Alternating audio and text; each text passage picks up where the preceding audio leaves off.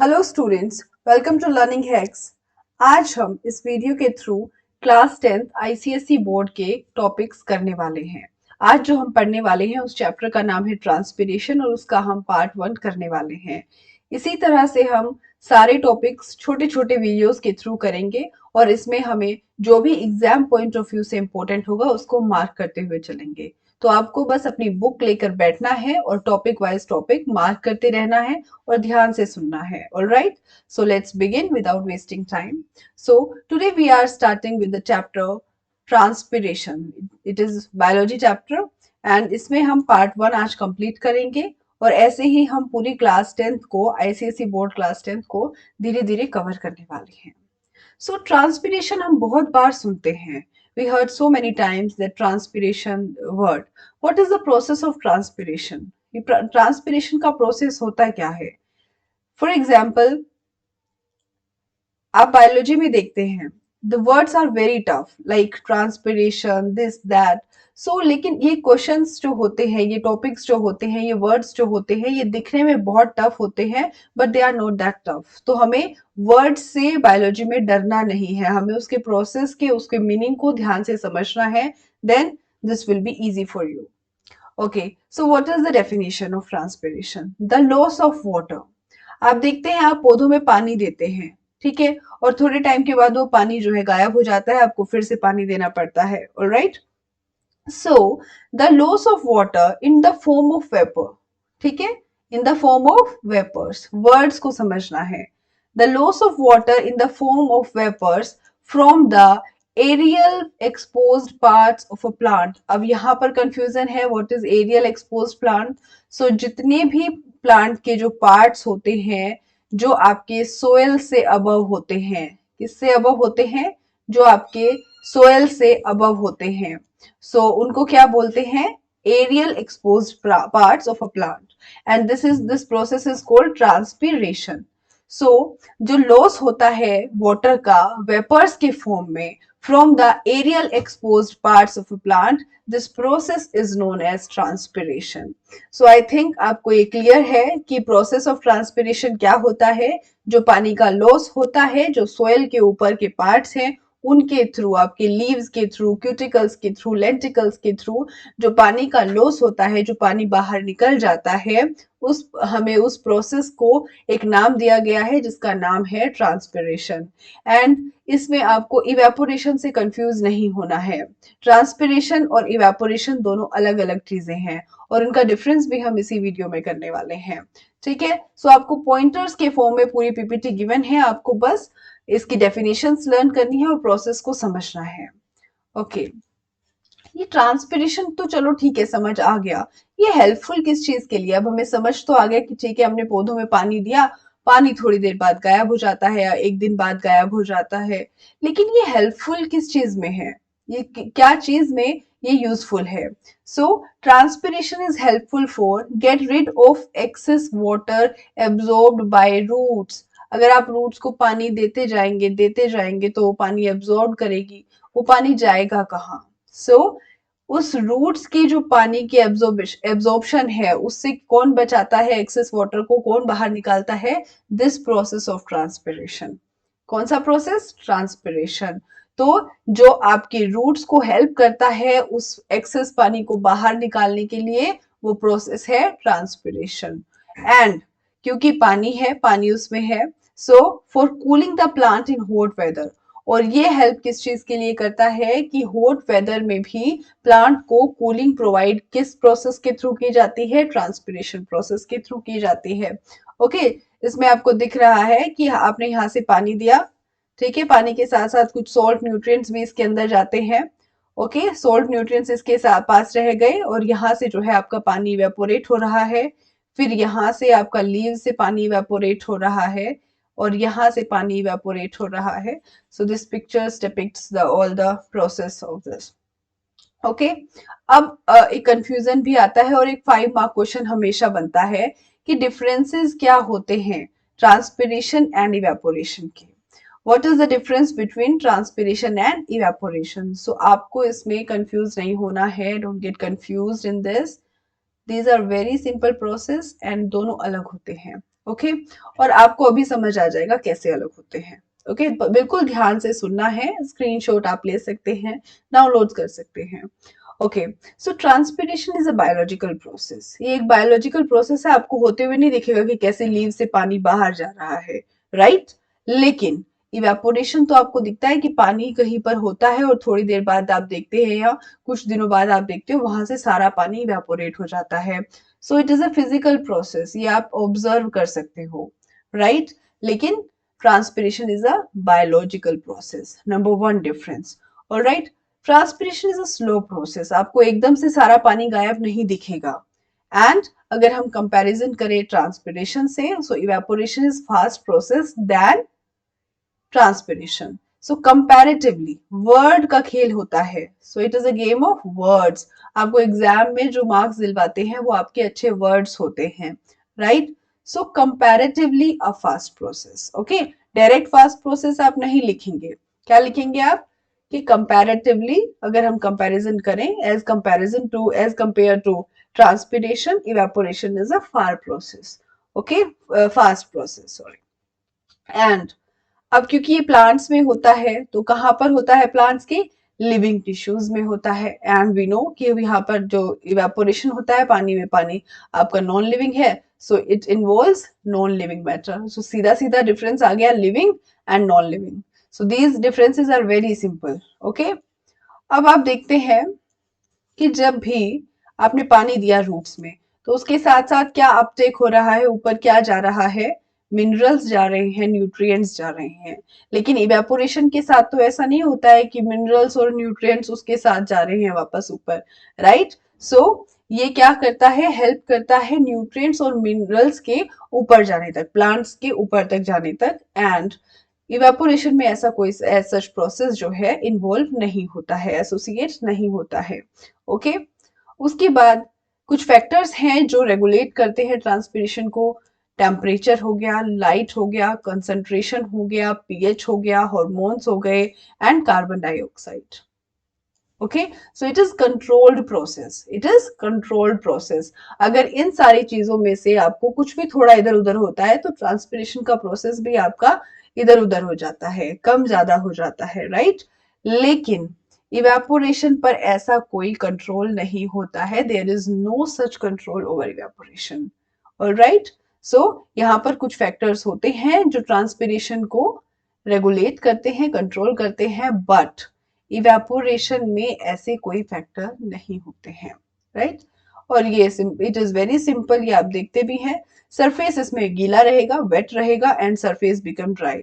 Evaporation के बाद जो सरफेस है वो ड्राई हो जाता है, एंड ट्रांसपिरेशन के बाद सरफेस वेट रहता है, राइट? और ये मैंने आपको बताया कि किस किस के थ्रू होता है। ये स्टोमेटा के थ्रू होता है, क्यूटिकल के थ्रू होता है जहां से आपकी ग्रोथ होती है, राइट? लेंटिकल्स होते हैं उसके थ्रू होता है जो आपके टिश्यूज होते हैं। Okay, and this occurs from the entire outer surface. और ये जितना भी पानी आप देखते हैं जहां पर भी इवेपोरेशन होता है, ये वहां की जो आउटर सरफेस होता है वहां पर अकर होता है। So these are the basic differences, these are the basic differences which we have discussed. तो अब आपको पता है कि ट्रांसपिरेशन एंड इवेपोरेशन में क्या डिफरेंस होता है। तो आपको कितने डिफरेंसेस यहाँ बता दिए गए हैं, आप नोट कर लेना, अदरवाइज स्क्रीनशॉट ले लेना, एक दो बार देखेंगे तो आपको खुद याद हो जाएगा। अदरवाइज गो एंड ऑब्जर्व, ये सारी चीजें आपके आसपास हो रही होती है, अगर आप ध्यान से ऑब्जर्व करोगे तो आपको क्रैम करने की जरूरत ही नहीं पड़ेगी। ओके, नेक्स्ट, अब ट्रांसपिरेशन हो रहा है, क्या हो रहा है, किस रेट से हो रहा है, ज्यादा हो रहा है, कम हो रहा है, जल्दी हो रहा है, स्लो हो रहा है, उसके मेजरमेंट के लिए भी कुछ होना चाहिए ना। सो मेजरमेंट कैसे होता है ट्रांसपिरेशन का? जैसे आपके व्हीकल्स में स्पीड मेजर करने के लिए भी एक है, आपको प्रेशर मेजर करने के लिए भी डिवाइस है, सो टेम्परेचर मेजर करने के लिए भी डिवाइस है। तो इसीलिए जो ट्रांसपिरेशन मेजर करने के लिए जो डिवाइस होती है that is known as potometer, and this is important for MCQ type of question. So potometer is a device which used for measurement of transpiration. Transpiration के measurement के लिए कौन सी device use होती है? Potometer. Potometer. And अगर 1 mark question में आता है कि define potometer, so it is a device used for measuring the rate of water Uptake.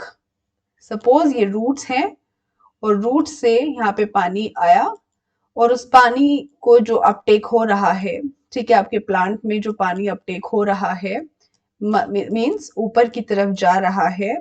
सो उस रेट को, वो किस रेट से ऊपर जा रहा है, उस रेट को मेजर करने के लिए जो डिवाइस होती है that is known as potometer, that is known as potometer.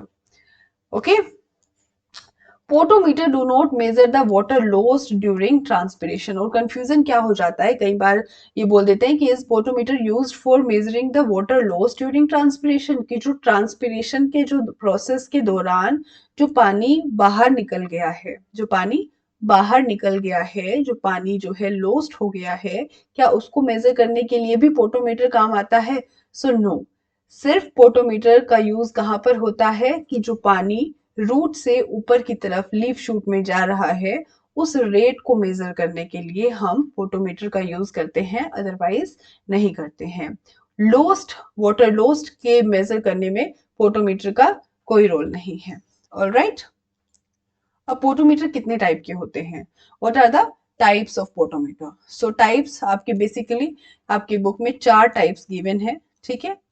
आपका गैनोंग्स पोटोमीटर, फार्मर्स पोटोमीटर, और ये दोनों ही क्या काम करने के यूज आते हैं? डायरेक्ट आपका जो भी रेट ऑफ वाटर अपटेक है नॉर्मली उसी को, and this is the most common used. तो अगर एमसीक्यू आता है which is the most commonly used potometer, so it is Ganong's potometer. Okay, then is Darwin's potometer, जो आपका डेमोन्स्ट्रेट करता है कि इसका सक्शन फोर्स, सक्शन फोर्स जो क्रिएट हुआ है ट्रांसपिरेशन के दौरान, जो सक्शन फोर्स जो है क्रिएट हुआ है, उसको डेमोन्स्ट्रेट करने के काम आता है Darwin's potometer. Then Garreau potometer, then Garreau potometer, and this is used for जो अनइक्वल ट्रांसपिरेशन हुआ है, ठीक है, उसके काम आता है। सो जो बेसिकली कॉमनली यूज्ड है, and this is Ganong's potometer जो यूज होता है। Okay, this is very simple. Then there are some limitations. हम जब कोई भी चीज पढ़ते हैं तो उसकी लिमिटेशंस भी होती हैं। कोई भी डिवाइस जो है एक्यूरेटली अगर मेजर नहीं कर रही है तो उसका मतलब उसमें कुछ लिमिटेशंस है। एंड लिमिटेशंस क्या है पोटोमीटर की, वो देख लेते हैं। आपको डायरेक्ट क्वेश्चन आता है कि व्हाट आर द लिमिटेशंस, या लिस्ट 2 लिमिटेशंस ऑफ पोटोमीटर, या क्वेश्चन आ जाएगा what is potometer, types of potometer, discuss 2 limitations of potometer. Okay, so जो एयर बबल वहां पर आ जाता है, तो एयर बबल जो है उसमें डिफिकल्टी आती है, ठीक है। अगर एयर बबल इंट्रोड्यूस हो रहा है तो देयर इज डिफिकल्टी, उसमें वो स्टेबल तो नहीं रहेगा। ओके, उसके बाद जो रेट हम मेजर कर रहे हैं वो एक्यूरेटली मेजर नहीं कर पाते हैं। व्हाई? क्योंकि हमने देखा है कि वाटर अपटेक हुआ, लेकिन कुछ प्लांट के द्वारा भी तो यूज कर लिया गया ना फोटोसिंथेसिस में, ठीक है। अगर सपोज करो 97% जो है आपका जो है ट्रांसपिरेशन के दौरान वाटर लॉस्ट हो गया या पानी ऊपर चला गया, लेकिन कुछ पानी तो यूज किया गया ना प्लांट्स के द्वारा, फोटोसिंथेसिस भी तो करना है। सो तो इसलिए जो रेट ऑफ ट्रांसपिरेशन है उसको एक्यूरेटली मेजर नहीं किया जा सकता, because some water is used for photosynthesis as well. Okay, उसके बाद मैंने आपको बताया था जब हम ट्रांसपिरेशन एंड इवेपोरेशन का डिफरेंस पढ़ रहे थे कि कुछ फैक्टर्स होते हैं जो कंट्रोल करते हैं ट्रांसपिरेशन प्रोसेस को। तो अगर वो फैक्टर्स जो हैं वो थोड़े से इधर हो जाएं, थोड़े से इधर हो जाएं, ऊपर हो जाएं, कम हो जाएं, तो भी डिफरेंस आ सकता है। So a slight change in atmospheric temperature, अगर आपके एटमॉस्फेरिक टेम्परेचर में थोड़ा भी चेंज आता है तो उससे क्या होगा, जो एयर बबल है उसकी जो पोजीशन है वो इफेक्ट हो जाएगी और रीडिंग में, ऑब्जर्वेशन में जो है थोड़ा फर्क आ जाएगा, एरर आ जाएगा थोड़ा। एंड जो लीफी शूट यूज किया है, अब जो लीफी शूट जिसको हम यूज करके ऑब्जर्वेशन ले रहे हैं उसके पास भी तो इतना सफिशिएंट टाइम नहीं है कि जो वो लाइव रह सके उतने टाइम तक के लिए, ताकि बहुत सारी जो कैंडिड ऑब्जर्वेशन है वो बनाई जा सके या वो देखी जा सके, ठीक है। तो ये जो 4 मेन लिमिटेशंस हैं ये आप याद कर लीजिए, and this is more than enough for your syllabus, this is more than enough for your syllabus. आपको जो भी पॉइंटर्स में गिवन है किसी भी क्वेश्चन के बारे में, this is more than enough. इसके बाद आपको अलग से कुछ भी नोट्स बनाने की जरूरत नहीं है। जो भी टॉपिक आपको यहाँ पर कराया जाएगा, जस्ट नोट इट डाउन, उतना ही आपको पॉइंट्स में लिख कर आना है, उसी में आपको जो है मार्क्स मिल जाएंगे, and that is for sure. Okay, so इस वीडियो में जो हमने पढ़ा पार्ट 1 में, वो यहीं तक पढ़ा कि लिमिटेशंस क्या है पोटोमीटर की। अब आपका काम है कि आप इसको बार बार देखिए, नोट्स बनाने हैं तो नोट्स बनाइए, अदरवाइज मैं डिस्क्रिप्शन में ये भी डाल दूंगी नोट्स आपके। एंड उसके बाद जो हम नेक्स्ट पार्ट पढ़ेंगे वो है टाइप्स ऑफ ट्रांसपिरेशन। अभी हमने जब डिफरेंस पढ़ा था तो पढ़ा था ना, स्टोमेटल होता है आपका, क्यूटिकुलर ट्रांसपिरेशन होता है, एंड लेंटिकुलर ट्रांसपिरेशन होता है। तब तक के लिए आप होमवर्क है आपके लिए कि स्टोमेटा क्या होता है, क्यूटिकल्स क्या होते हैं, लेंटिकल्स क्या होते हैं। I will repeat in part 2, but तब तक के लिए आप थोड़ा सर्च करके आइए कि ये तीनों चीजें क्या होती हैं, और इन तीनों के थ्रू ट्रांसपिरेशन कैसे होता है वो हम पार्ट 2 में डिस्कस करेंगे। 4 to 5 पार्ट्स में आपका हर एक चैप्टर कंप्लीट हो जाएगा, सो डोंट वरी। थोड़ा थोड़ा पढ़ना है, बट कंसिस्टेंसी के साथ पढ़ना है। Okay, all right then, thank you and all the best.